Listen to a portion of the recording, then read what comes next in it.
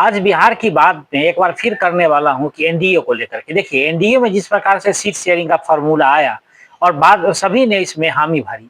लेकिन बाद में जिस प्रकार से चिराग पासवान अपनी मर्ज़ी दिखा रहे हैं या जीतन राम मांझी को इच्छा हो गई है कि 50 सीट वो भी माँगने लगे हैं। चिराग पासवान का भी कहना है, जो उन्होंने कह दिया कि 50 सीटें मुझे भी नहीं मिली, तो मैं 243 सीटें पे चुनाव लड़ूँगा। बाद में उन्होंने यहाँ तक ये भी कह दिया कि 243 सीट पर मैं चिराग बन करके एनडीए को जिताऊंगा। समझ में नहीं आ रहा है कि आखिर चिराग पासवान चाहते क्या हैं। नीतीश कुमार को मालूम है कि जिस प्रकार से 2020 वाली कहानी फिर से चिराग पासवान दोहराने की कोशिश कर रहे हैं, नीतीश कुमार इस बार उनको साइलेंट करना चाहते हैं। आप लोगों को कहानी पता होगी कि चिराग पासवान 2020 में नीतीश कुमार को डैमेज करके 43 सीटों पर ला दिए थे, लेकिन नीतीश कुमार वहीं चुप बैठे नहीं। उसके बाद क्या हुआ सभी को मालूम है कि चिराग पासवान की पार्टी टूट गई। उनके चाचा पशुपति पारस अपनी एक अलग उन्होंने एक अलग खेमा बना लिया, जिसको उनको रामविलास पासवान का जो सिंबल था, झोपड़ी छाप, जो बंगला छाप था, वो उनको मिला भी चुनाव आयोग की तरफ से, और चिराग पासवान अकेले रह गए थे। बाद में उनका बंगला भी छिन गया था।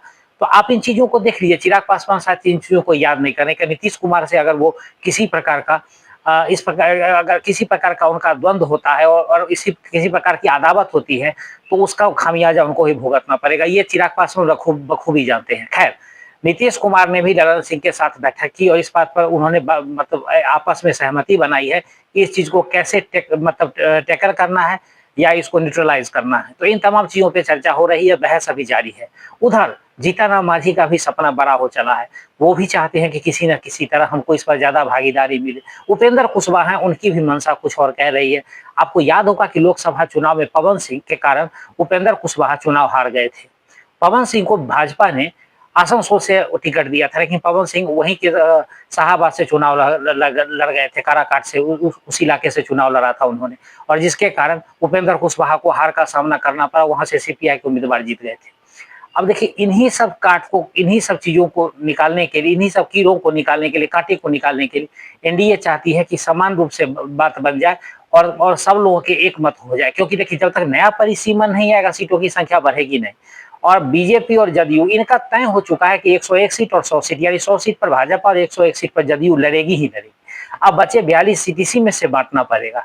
और नहीं, अगर सब लोग अलग अलग लड़ेंगे तो जो उनका सपना है, तो मैं बार बार कह रहा हूं कि अगर इस बार जैसे तीसरा ध्रुव बन रहा है प्रशांत किशोर को लेकर के, और जो बात बन रही है, तो इस स्थिति में अगर आप देखेंगे तो कहीं ना कहीं त्रिशंकु विधानसभा की ओर विधानसभा जा रहा है। और चिराग पासवान के मन में ये लग रहा है कि सत्ता की चाबी अगर मेरे पास रहेगी तो मैं मुख्यमंत्री बन सकता हूँ। सपना है, कोई भी देख सकता है, जाहिर सी बात है। लेकिन बिहार की राजनीति हमेशा एक ही करवट नहीं लेती है, वो कई करवटें लेती रहती है। और इतना आसान नहीं है चिराग पासवान का जो मंसूबा है उसका पूरा हो जाना। क्योंकि जिस प्रकार से अभी राजनीति चल रही है बिहार की, उसमें कुछ कहना बड़ा ही असंभव लग रहा है। कि देखिए, उधर आरजेडी का भी स्थिति कुछ ऐसा अच्छा नहीं चल रहा है। यानी महागठबंधन की हम बात कर ले तो कांग्रेस किसी भी हालत में तेजस्वी को सीएम उम्मीदवार घोषित नहीं करना चाहती है।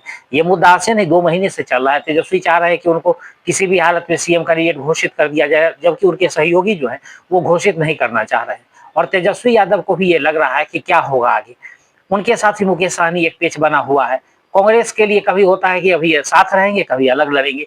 तो इस स्थिति को अगर आप देखें तो महागठबंधन के लिए भी बात सामान्य नहीं चल रही है। लेकिन फिर घूम फिर करके बात आती है एनडीए पर। जो तमाम सर्वे है उसमें इस प्रकार से चिराग पासवान और प्रशांत किशोर को एज मिला है, तो इस बात को देखते हुए चिराग पासवान का सपना थोड़ा बड़ा हो चला है। और इन्हीं सपनों को पूरा करने के लिए वो चाहते हैं कि उनको ज्यादा से ज्यादा सीटों की भागीदारी उनको मिले, ताकि वो अपना दमखम दिखा सके। लेकिन ऐसा होता हुआ दिख नहीं रहा है। मांझी ने भी कह दिया था कि चिराग पासवान को 20 से 25 सीटें मिलेंगी, और मैंने तो पहले ही कहा था कि 25 से 28 सीटें तक चिराग पासवान को एनडीए देने के लिए तैयार है।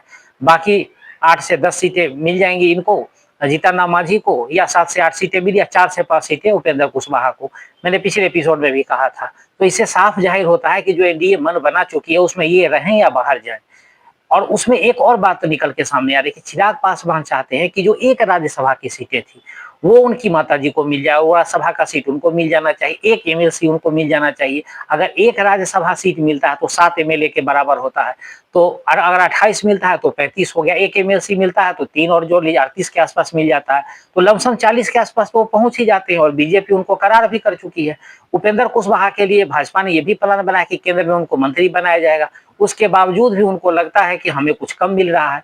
अब देखना ये बड़ा ही लाज़मी है कि इन लोगों को समझाने में कितना सफल होता है, जो इनके एनडीए के जो बाकी घटक दल है, नीतीश कुमार इस पर क्या कदम उठाने वाले हैं। देखिए नीतीश कुमार को गुस्सा तो ज़रूर आ रहा है कि जिस प्रकार से वो पेच फँसा रहे हैं, नीतीश कुमार इस प्रकार से लगातार चाहे नौकरी का मुद्दा हो या बिहार विकास का जितने भी तमाम बातें हो, उस पर जो कैबिनेट की बैठक हुई है उसमें भी 22 सूत्री कार्यक्रम पर भी मोहर लगा है। तो इन तमाम चीज़ों को अगर आप देखिए तो नीतीश कुमार अभी हर कदम पर ये चुनाव को देखते हुए ही अपना काम कर रहे हैं और सही दिशा में भी बिहार की राजनीति अभी जा रही थी। काम के मामले में अगर देखें, प्रधानमंत्री भी जब भी आते हैं तो कुछ ना कुछ दे के ही बिहार को जाते हैं, कोई ना कोई सौगात मिल ही जाता है।